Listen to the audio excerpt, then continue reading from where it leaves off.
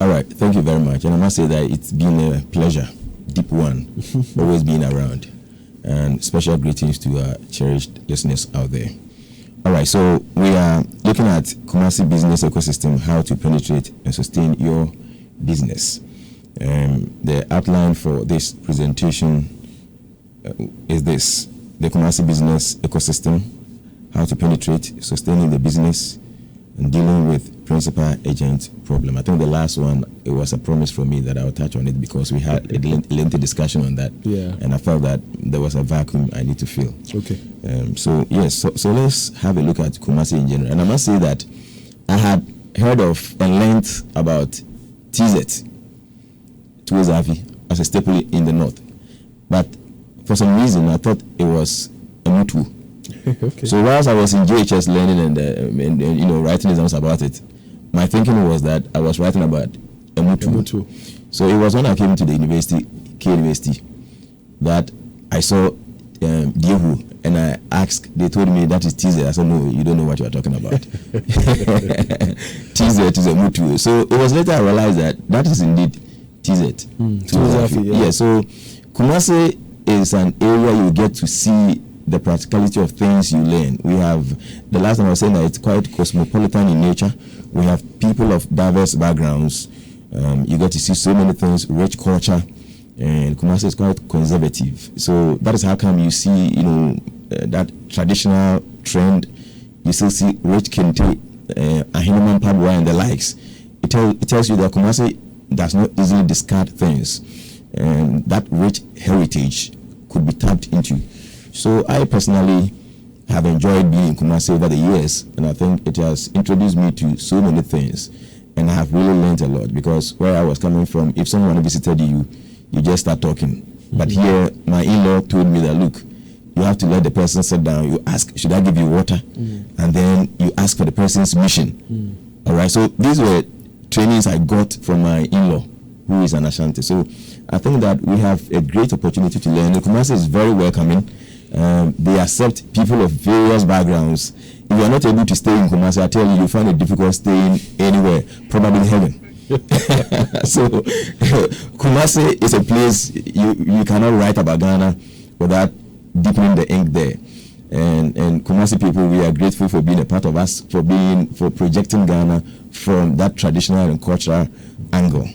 Well, so if you're a business person and you want to do business here, these are things you should expect. And from the statistics, Kumasi has a population, the greater Kumasi has a population of about 3,768,000. And that is just for greater Kumasi. So I'm sure when it comes to Ashanti region at large, we should be talking about 5 million and over.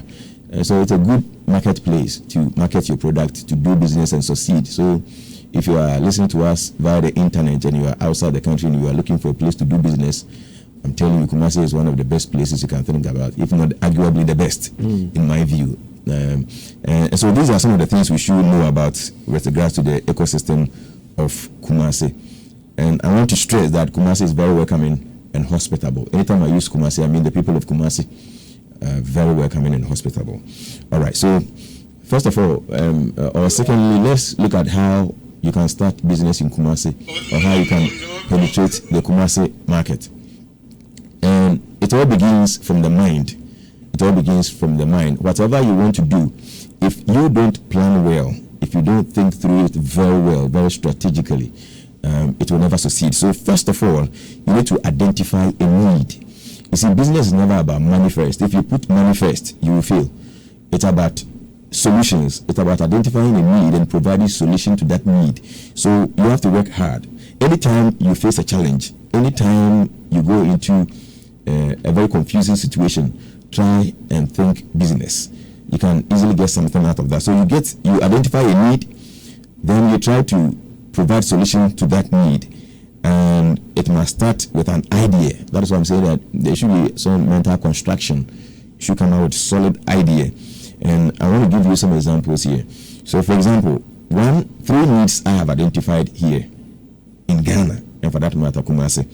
Number 1, soundproof. You see, we have the legal backing. That industry or this business has the legal backing, because there are rules in Ghana that even between 6 a.m. to 10 p.m., the sound level should not travel beyond 55 decibels, and when it gets to the night, it's even lower.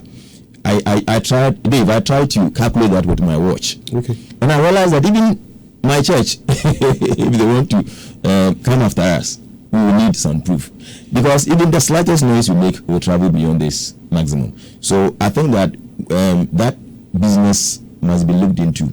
Soundproof material that is cheap, that is fireproof, and that is easily ventilatable.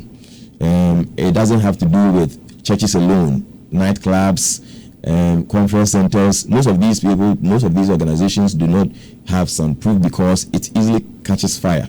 And so if we're able to give them that assurance that this soundproof is cheap, first of all, and it is porous enough to ensure maximum ventilation, and you can even let people buy it. People can install that in their rooms if they don't want to be affected by loud noise, because sometimes in our suburbs around 5:30 these information centers will start selling cocodro and the like. So if you have a good soundproof, I think that would be better for you, and that's an area we can all look at. Those that can go into that business, I'm sure they will do well. And then we have the adjustable heels. Dave, I don't hope that this one too, when people see me, they worry me with it. You see, what I realize is that most of our women travel around with two shoes, one with flat heel and the other with long heel. So my thinking is that could we have shoes whose heels could be adjusted, so that if the lady feels that she needs flat heel, it can be screwed and the heel will hide into it and it will become flat. And then if the lady thinks that, or probably we can even have a modification where we have a pointed heel and a variety with very solid technology to be changing, that's adjustable. So I think that those who are into manufacturing of shoes and the rest can have a look at that, and those that may have interest in that, because it's something that worries our women, and we want to help them and stop them from carrying so many shoes in their bags. It doesn't help anybody. Anyway, it's not even financially prudent, because your husband will have to buy more, or you yourself will have to spend more money on. Okay. And so that is it. And I think there is one other need I would briefly touch on. That is fuel gadgets. What I realize is that in most cases, when you buy fuel, you are unable to tell whether the number of liters you bought was that the same amount of the same amount you got. Yes, you are unable to tell. Most of these cars will give you the fuel in general. They will give you the readings, but we didn't give you the specific amount of liters you bought. So I'm thinking if there could be a gadget that will tell you that you bought 1 liter and that is what you have gotten or something. If we could fix that in our car so that we are sure, because sometimes it even turns into a fight between the driver and the fuel attendant. And so I think that is something, an area these our technology people, our engineers can have a look at and see if they could come out with gadgets and properly market it. And so that is that. So what I'm trying to say is that you have to identify a need and try to solve it, and your solution must be solid and people should be comfortable with it. So the next thing would be, after you have identified a need and gotten solution to that, you need to run feasibility to see how feasible your solution is.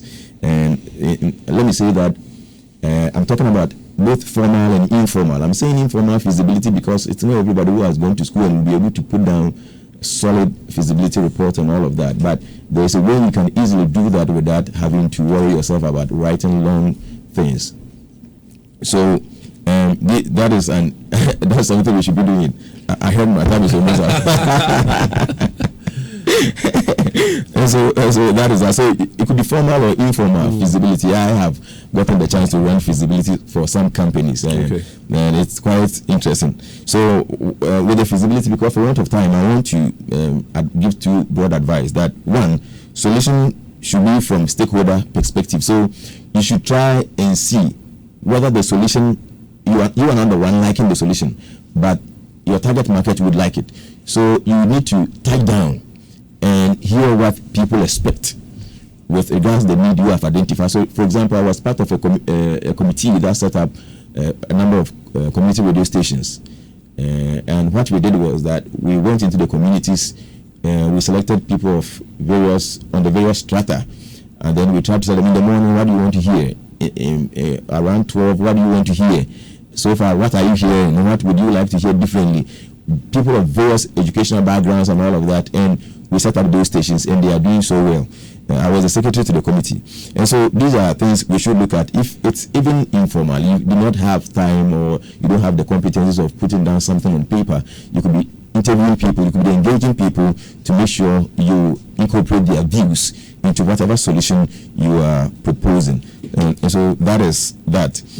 So forgive me, our time is really fast spent. You are an honorary member of the team, so you understand some of these things. I had a few questions on my mind to ask, though, because the other bit or other leg of your presentation has to do with how to sustain the business. Yes. And you and I are very much, aware that unfortunately here in Ghana, people start businesses and they die with their businesses. But unfortunately, time is not our friend right now. We can pick a call or two, and then we call it a day. And so you can call us now on 03220-83596, 03220-83597, or 03220-83598. Charity is on the line. Hi, Charity. Good morning. Good morning, Uncle Dave. Yeah, welcome. Thank you. Uncle Dave, I was listening to the program because I wanted to listen and learn a lot. I realized that... Oh boy. Sorry about that, Charity. Mohammed is on the line now. Hi, Mohammed. Good morning.